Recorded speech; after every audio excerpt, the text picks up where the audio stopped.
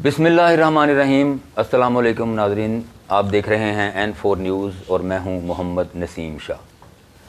नाज़रीन, इस वक्त मुल्क में सियासी मुआशी बहरान की जो ख़बरें हैं वो आम हैं और इसके ज़िम्मेदार सियासतदान भी हैं, हुकूमत भी हो सकती है और दीगर सियासी पार्टियां भी इसके ज़िम्मेदार हो सकती हैं। इस सियासी बहरान से कैसे निकला जाए, इसके नताइज आइंदा के क्या होने चाहिए, क्या होंगे, इस पर बात करने के लिए फैसलाबाद की बहुत मारूफ सियासी शख्सियत इस वक्त हमारे साथ मौजूद हैं। चौधरी शफ़क़त अब्बास जट साहब, जिनका ताल्लुक़ मुस्लिम लीग नवाज़ से है और वो इस इलाके में खिदमत कर रहे हैं अरसा दराज से। समाजी और सियासी तौर पर बड़ी मजबूत शख्सियत माने जाते हैं।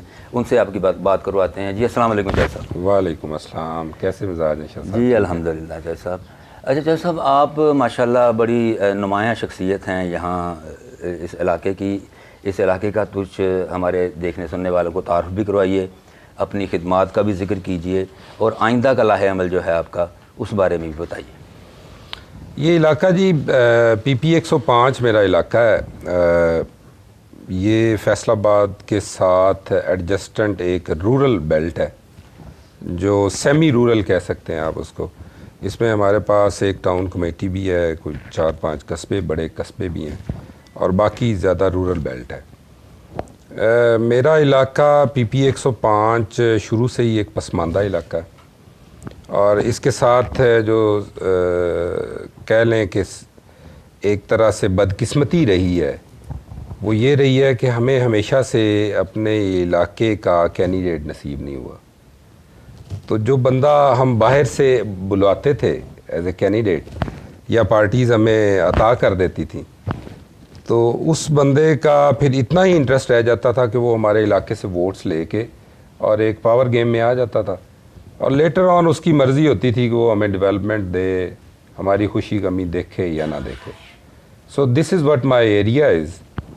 और जो यहाँ की सियासी या समाजी खिदमात हैं, ये आपके सवाल का दूसरा हिस्सा है। सियासी समाजी खिदमात ये हैं जी कि हम 3 नस्लों से इस एरिए में ज़िलाई गवर्नमेंट की सियासत कर रहे हैं, बल्दियात की जिसे आप कह सकते हैं जी। इस दफ़ा पिछले कोई 4-5 साल पहले हमें इस बात का इदराक हो गया कि मेरे इलाके के जो मसाइल हैं वो इस कदर बढ़ चुके हैं कि अब उन्हें बल्दियात हैंडल नहीं कर सकता। तो इसी बात को मद्देनज़र रख के हमने अपने मुतलका जनरल इलेक्शन के जो इलेक्टेड पीपल हैं उनके साथ राब्ते शुरू कर दिए। राब्ते आल्दो पहले भी होते थे, चूँकि हम एक तरह का वोट बैंक थे उनका, तो हमने ये राब्ते उनके साथ शुरू किए अपने इलाके की डेवलपमेंट के लिए। तो अनफॉर्चुनेटली और फॉर्चुनेटली हमें हमारे जो है वो मसाइल का हल नहीं मिला किसी से भी। वो किसी भी जमात का MNA MP हो, आल्दो मेरी जमात नून लीग है, चूँकि वो पीछे हिज़्ब इख्तिलाफ में थी, तो वो MPA साहब भी हमारे लिए कोई इतने मुआवन साबित ना हो सके। तो हमें सिंपली ये बता दिया गया कि जी आपके मसाइल का कोई हल नहीं है। उसके लिए जो बेसिकली मैं जिसके लिए ज़्यादा कोशिश कर रहा था वो कर रहा था अपने इलाके के गंदे पानी के निकास की और यहाँ की सड़कों की, क्योंकि हमारे आप भी अभी आए हैं, आपने भी देख लिया कि हमारे इलाके का हालात क्या हैं। तो उस पे जब हमें नई फ्रूटफुल रिज़ल्ट्स मिले तो मैंने ये सोचा कि मैं इसमें ख़ुद जंप करूँगा और अल्हम्दुलिल्लाह फिर उसके बहुत फ्रूटफुल रिज़ल्ट निकले। हमने इस इलाके के लिए एक कॉम्प्रिहेंसिव सीवरेज विन किया जो अभी बन रहा है। वो तकरीबन 40-45 करोड़ का प्रोजेक्ट है हमारा। इसी तरह हमने 37-38 करोड़ की सड़कें विन की, वो भी अभी हमारी ज़ेरे तामीर हैं। फिर हमारे पास डिस्पेंसरी नहीं थी, हमने यहाँ पे एक 10 बिस्तर का हॉस्पिटल विन किया, वो अल्हम्दुलिल्लाह अब कंप्लीट हो चुका है। फिर हमारी यूनियन काउंसिल के पास बिल्डिंग नहीं थी, हमने यूनियन काउंसिल को अपनी ज़मीन दी, हॉस्पिटल को भी मैंने अपनी ज़मीन दी اور اب ہمارے پاس یونین کونسل کی بلڈنگ ہے, اراضی سینٹر ہے. ہمارے پاس ڈاک خانہ نہیں تھا, ہم اپنا ڈاک خانہ لے آئے. ہمارا school high school middle school تھا, پھر اسے ہم نے ہائی کروایا. اب الحمدللہ اس میں ہائر سیکنڈری ہو چکا ہوا ہے, کلاسز بیٹھ گئی ہیں. ایسے ہی ہماری بچیوں کا اسکول ہائی ہو چکا تھا, لیکن اس میں ہمارے پاس لیب نہیں تھی. اب ہم اس لیب کو تقریباً کوئی 2.5 کروڑ کی لیب ون کر گئے ہیں. وہ انشاءاللہ اس بجٹ میں ہمیں اس کے فنڈز مل جائیں گے. تو اپنے علاقے میں جیسے 229 مکوئن ہے, that is a town committee, اور اس کے مسائل بھی اسی حساب سے زیادہ ہیں. تو اس کے لیے اس وقت میری ایک تقریباً 80 کروڑ پلس کی فیزیبلٹی اپروو ہو کے پڑی ہوئی ہے, جو اس دفعہ انشاءاللہ ADP میں پڑ جائے گی. ایسے ہی 209 ایک بہت بڑا گاؤں ہے جو میرے سے پیچھے ایڈجسٹنٹ گاؤں ہے, اس کے لیے بھی ہم نے 19 کروڑ کی سیوریج ون کی ہے. تو اس طرح جب یہ سماجی خدمات ہم نے شروع کی تو اس کے ساتھ ظاہر ہے آپ کو پتہ ہے کہ یہ اتنے بڑے کام کرنے کے لیے آپ کو سیاسی بیک اپ چاہیے ہوتا ہے. تو الحمدللہ ہم سیاست میں ہیں, اور اب rest of my life I am in this game. اچھا, خدمات کا ذکر کیا آپ نے, علاقے میں عرصہ دراز سے آپ کر رہے ہیں. اگر موجودہ جو سیاسی صورتحال ہے اس کی طرف آیا جائے تو ہمیں بجا طور پر اس وقت ملک میں سیاسی بحران, معاشی بحران, معیشت کا جو جنازہ نکلا ہوا نظر آ رہا ہے, بے روزگاری, مہنگائی اور غربت کی صورت میں. تو چونکہ آپ تو حکومتی جماعت کا حصہ ہیں, اس لیے آپ سے یہ سوال بنتا بھی ہے کہ کون اس کا حقیقت میں ذمہ دار ہے, اور آئندہ آنے والے دنوں میں اس کے ریزلٹس کیا دیکھ رہے ہیں آپ؟ یہ بڑی خوبصورت بات آپ نے کی کہ میں حکومتی جماعت کا نمائندہ ہوں. وہ کسی نے کہا گنجی دھوئے گی کی تو سکھائے گی کی. جمعہ 8 دن ہمیں ہوئے ہیں جی. ہماری پرفارمنس آپ یہ دیکھ لیں کہ کسی بھی بندے کی نا, ایک بندہ اگر اپنے آپ پہ ہی اپلائی کر لے تو اس کی ایک شہرگ ہوتی ہے. اگر اس شہرگ کو پنجابی میں کہتے ہیں جی گلا گھٹو گے تو اکھاں تو باہر آن گیا, اس کی اگر شہرگ دبا دی جائے تو اس کا سروائیول جو ہے وہ داؤ پہ لگ جائے گا.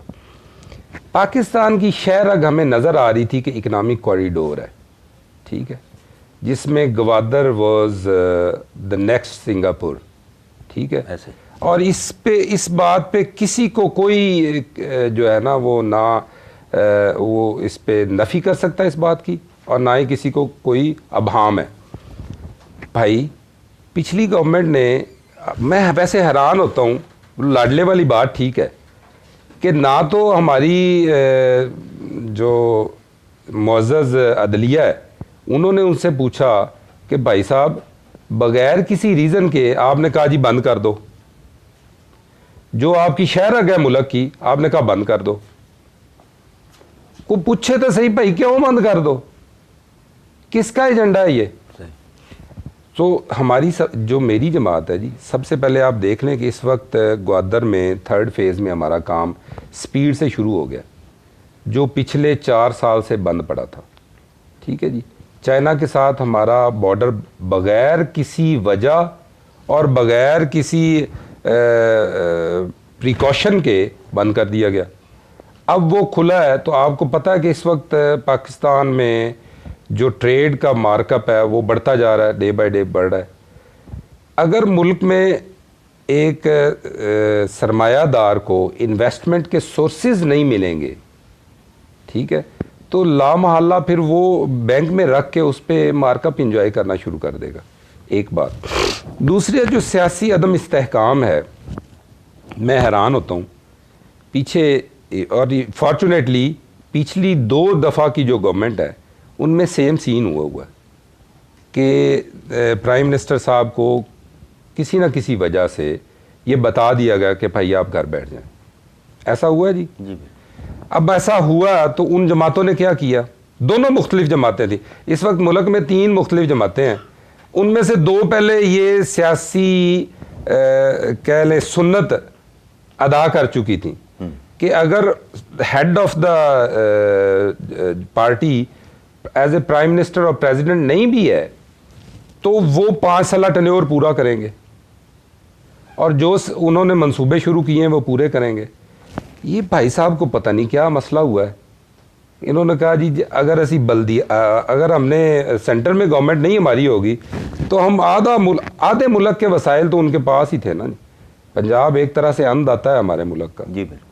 پنجاب کی گورنمنٹ بغیر کسی وجہ سے گرا دی. خیبر پختونخوا ہماری جغرافیائی اور جو ہماری دفاعی نوعیت کی سرزمینی صورتحال ہے اس میں کے پی کے بہت ہی اہم صوبہ ہے ہمارا. بالکل. تو بھائی نے بغیر کسی بات کے, میں کسی کا نام نہیں لیتا, لیکن ایک ایسے حکمران ہمیں نصیب ہوئے کہ انہوں نے بغیر کسی بات کے وہ اسمبلیاں بھی توڑ دی. تو یہ انتشار کی وجوہات میں نے پہلے ایکسپلین کی ہیں آپ کو. اگر آپ میری جماعت کی بات کریں گے تو میری جماعت نے فوری طور پہ اس بات کو انڈرسٹینڈ کر لیا کہ اگر ہم اکنامک کوریڈور کو سیریس لیں گے تو پاکستان کا سروائیول ہے. جس 2 ارب 10 ارب 20 ارب ڈالر کے لیے آپ بھاگ رہے ہیں, ڈو یو نو کہ 50% of the China will have to go through this Gwadar. No doubt. اور 50% آف چائنا کا جو اس وقت دنیا میں تجارتی ریشو ہے وہ دنیا کی کل تجارتی ریشو کے برابر ہے, 50% آف دا چائنا کی. پرابلم تو یہ ہے کہ ہمارے پاس پڑھا لکھا تو بندہ آگے آنے نہیں دیا جاتا. تو آپ کی یعنی پوری دنیا کی ٹریڈ کے برابر کی ٹریڈ آپ کی اکیلی گوادر ہینڈل کرے گی. بھائی جان آپ تو وہاں صرف جو آپ کے ٹول پلازوں کی آمدن ہے نا اسی کو کیلکولیٹ کر لیں تو آپ کو کسی کے سامنے ہاتھ پھیلانے کی ضرورت نہیں رہے گی. وہ میں حیران ہوں کہ یہ پچھلی گورنمنٹ نے بغیر کسی وجہ کے کہہ دیا کہ جی بند کر دیں. اب سمجھ نہیں آئی, اور نہ ان سے آپ میڈیا کے لوگ ہیں, آپ نے بھی نہیں پوچھا کہ بھائی جان کیوں بند کر دو, جس کی وجہ سے ہم نے کل کو ہمارے بند کر رہے ہیں اور رہے ہیں کہ جی ہم اور ہمیں آپ نے دیا کہ جی ہم گھاس کھا لیں گے, ای ایم ایف کے نہیں آئیں گے, پچھلیاں ساری سیاستاں دے قرضے پاسے تے بھائی ہوراں دے 3 سال 8 مہینے دے قرضے پاسے. میری سیاسی جماعت کی بات کریں گے تو وی آر ویری پریکٹیکل, اور میری جماعت بھی بہت ہی تجربہ اور ہم تیزی سے ان چیزوں کو فکس کرنے کے پیچھے لگ گئے. بس پرابلم یہ ہے کہ ایک برین واش ہوا ہے, پوری سوسائٹی کا کیا گیا. ایک بات کی گئی جس سے 18 سال سے لے کے 35 سال کے یوتھ کو یہ بتا دیا گیا کہ اس ملک میں ایک بندہ سچا ہے اور باقی سارا ملک جھوٹا اور چور ہے. یہ اس قدر خوفناک بات ہے کہ آج آپ جو سوشل میڈیا کے اوپر سرویز کنڈکٹ ہو رہے ہیں یونیفارم سے متعلقہ اداروں کے متعلق, ان کے بارے میں اگر آپ پڑھیں تو کیا سوشل میڈیا ایسا میڈیا ہے کہ جو صرف پاکستان کی سرحدوں کے اندر رہتا ہو؟ صحیح. سوشل میڈیا تو پوری دنیا دیکھ رہی ہے. بالکل. اس پہ جو سرویز کنڈکٹ ہوتے ہیں کیا ہمارے ملک کی عزت اس سے توقیر بڑھ رہی ہے؟ جی. ایسا برین واش کر دیا گیا. برین واش کا تو آپ دیکھیں نا جی, ایک بچہ آتا تھا 18-20 سال کا یا 24 سال کا, پاکستان میں سوئسائڈ بمبر کی عمر 32 سال تک نوٹ کی گئی ہے. 32 سال تک. پوری دنیا میں سوئسائڈ بمبر آپ کو 32 سال کا نہیں ملے گا. یعنی 32 سال کے بندے تک کا بھی انہوں نے ایسا برین واش کیا کہ وہ اپنی ہی مسجد میں اپنے ہی سیم مسلک اور دین کے لوگوں کے اندر کھڑا ہو کے انہیں ہی مار دیتا, خود بھی مر جاتا ہے کیونکہ وہ سمجھتا ہے کہ وہ جنت میں جا رہا ہے. تو میں سمجھتا ہوں کہ اسی طرح کا ایک برین واش ہماری جماعت, ہمارے پوری قوم کا کر دیا گیا ہے. اللہ تعالی ہم پہ رحم کرے اور ہم اس بحران سے باہر آئیں اور ہم اپنے پیروں پہ کھڑا ہونا شروع کریں. یہ سیاسی بحران بھی بہت ضروری ہے سیٹل ڈاؤن کرنا. ہمیں اس بات کا ادراک نہیں ہو رہا کہ ہم نے اپنے دروازے پہ آیا ہوا رزق بغیر کسی وجہ کے واپس کر دیا. Thank you. اچھا, بڑی سیر حاصل گفتگو آپ نے اس حوالے سے کی, جو عوامل تھے, ذمہ دارانہ عوامل تھے اس پر. تو اب آخر میں ہمیں یہ بھی بتا دیجئے کہ اس کے نتائج آپ آئندہ وقت میں کیا دیکھ رہے ہیں, بالخصوص اب یہ جو حالیہ سپریم کورٹ کا فیصلہ الیکشن کے حوالے سے.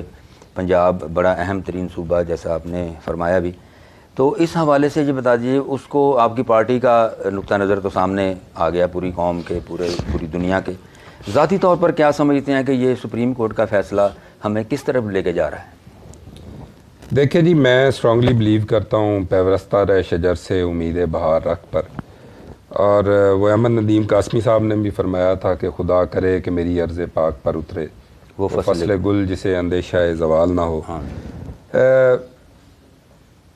جو عدلیہ ہے جی میرے لیے بہت ہی معزز عدلیہ ہے، اور ہم سب کے لیے ہے۔ بالکل، ہم ان کے حکم کے پابند ہیں، اور میں یہ نہیں کہوں گا کہ انہوں نے کسی بھی پریشر میں آ کے یہ فیصلہ کیا ہوگا۔ میں سمجھتا ہوں کہ عدلیہ نے جس سائیڈ پہ بہتر سمجھا اس سائیڈ پہ انہوں نے فیصلہ دے دیا، لیکن ہر ذی شعور آدمی کو اس بات کا پتہ ہے کہ اس وقت الیکشن کی یہ جو موو ہے یہ کیوں کی جا رہی ہے۔ میں اس کا یہ نہیں کہوں گا کہ اس کے رزلٹس کیا آئیں گے، اس کے رزلٹس سے میں اتنا اتاولا آدمی نہیں ہوں، میں ٹھہرا ہوا آدمی ہوں۔ مجھے پتہ ہے کہ یہ الیکشن کی دنیا ہے، یہ سیاست کی دنیا ہے، اور میں نے اپنی زندگی جتنی میری الحمدللہ رہی اور صحت کے ساتھ رہی، میں نے اس میں رہنا ہے۔ اس سے کوئی فرق نہیں پڑنے لگا میری ساتھ کو کہ اس دفعہ کے سیاسی نتائج کیا ہوں گے، لیکن اس سے ہمارے ملک کی بقا کے لیے بہت سارے سوالیہ نشان پیدا ہو جائیں گے۔ پنجاب کی آپ الیکشنز پہلے کروائیں یا بعد میں کروائیں، الیکشن ون سائیڈڈ ہوتا نظر آ رہا ہے، ٹھیک ہے جی۔ سب سے پہلی تکلیف دہ بات تو یہ ہے، ٹھیک ہے، چیزیں اب ہر سیاسی آدمی کو، ایون ہمارے تو ریڈی والے کو بھی جی اب اس بات کا ادراک ہے۔ پاکستان میں تو ہر بندہ سیاست دان ہے نا، پرابلم یہ ہے، صحیح بات، ہر بندے کو اس بات کا ادراک ہے کہ اس وقت سیاسی موو کس طرف ہے۔ آج سے آپ سال سوا سال پیچھے چلے جائیں، لوگ بھائی صاحب کا ٹکٹ لینے سے انکار کرنا شروع ہو گئے تھے۔ ایسا ہی لوگ کہتے تھے کہ جی یہ جو رولنگ جماعت ہے اس کے ٹکٹ پہ ہم الیکشن نہیں لڑیں گے۔ موصوف نے خود فرما دیا کہ یہ ایک پتھر تھا اپنی کمیٹی میں بیٹھ کے، جس سے ہم بچ گئے اور مسلم لیگ نون اس کے نیچے آ گئی۔ ہر بندے کو اس بات کا ادراک ہے کہ یہ مشکل جو فیصلے کرنے کا وقت تھا اس وقت میں انہیں ریلیف دے دیا گیا، ٹھیک ہے جی۔ اب انہیں ریلیف مل گیا، اس کا یہ مطلب تو نہیں ہے کہ ایک جماعت کا وجود ہی داؤ پہ لگا دیں۔ اس جماعت کا قصور کیا ہے کہ اس نے آپ سب کی مان لی، ریاست کی مان لی، اور مان کے انہوں نے وہ مشکل فیصلے اپنے سر پہ ڈال لیے۔ قصور کیا ہے جی؟ ہم نے اکنامک کوریڈور کو آ کے سیریسلی ہینڈل کرنا شروع کر دیا، یہ ہمارا قصور ہے۔ ہمارا قصور یہ ہے کہ ہم ترلوں پہ آئے ہوئے ہیں، IMF کے سامنے بھکاری بن کے پھر رہے ہیں، یہ ہمارا قصور ہے۔ کس کے لیے بھکاری بنے ہوئے ہیں؟ اس ملک کو ڈیفالٹ ہو جانے کی صورت میں کس کے لیے بھکاری بنے ہوئے ہیں؟ تو یہ چیزیں ہیں، ہر ذی شعور کو اس کا ادراک ہے۔ میری تو یہ معزز عدلیہ سے ریکویسٹ ہے کہ ٹھیک ہے آپ کا فیصلہ ہمیں ہمارے سر آنکھوں پہ ہے، لیکن کم از کم ملک کے سیاسی تناظر کو انڈرسٹینڈ کر کے یہ فیصلہ کریں، کسی ایک کو بلی کا بکرا نہ بنا دیں کہ اب تمہارا ہم خون کا ایک قطرہ بھی نہیں رہنے دیں گے، اور اس کے بعد تمہاری بغیر جلد کے لاش ہم گلی میں لٹکا بھی دیں گے۔ ایسا تو نہ کریں۔ بہت شکریہ چودھری شفقت عباس جٹ صاحب، آپ نے گفتگو سنی فیصل آباد کی معروف سیاسی سماجی شخصیت جناب چودھری شفقت عباس جٹ صاحب، پاکستان مسلم لیگ نواز کے مقامی معروف رہنما۔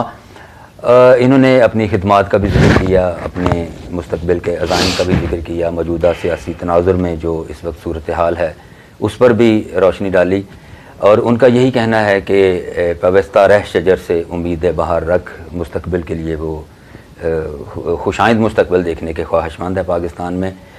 N4 نیوز سے محمد نسیم شاہ کو دیجیے اجازت، اللہ حافظ۔